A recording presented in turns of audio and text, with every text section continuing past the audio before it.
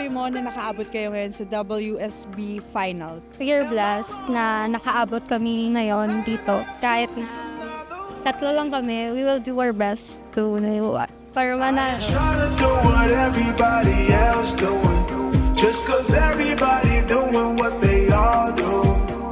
If one thing I know, I fall but I grow.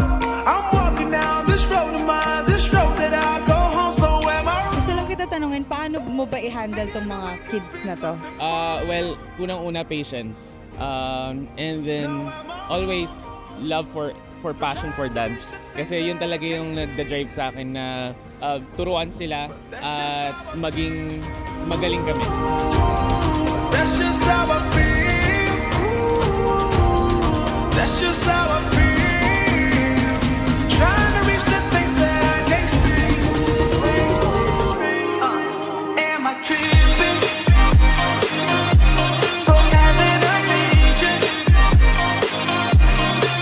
My prediction, I'ma be on top of the world.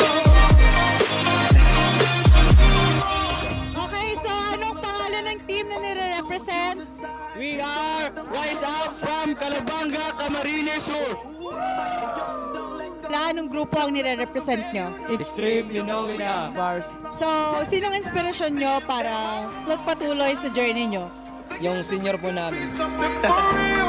Oh yeah, yeah, yeah, yeah. Oh, now am I wrong? Am I wrong for trying to reach the things that I can't see? Oh yeah, yeah, yeah, yeah.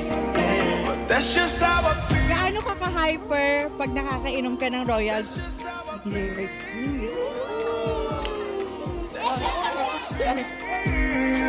Trying to reach the things that I can't see.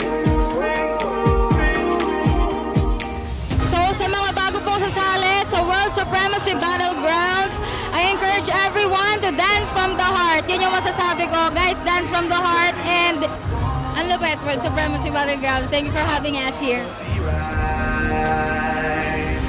If you tell me I'm wrong, I don't wanna be. First time ko lang to actually maka-witness ng ganito, makapanood. Sobrang ganda ng energy, sobrang gagaling ng mga dancers, lahat hands down.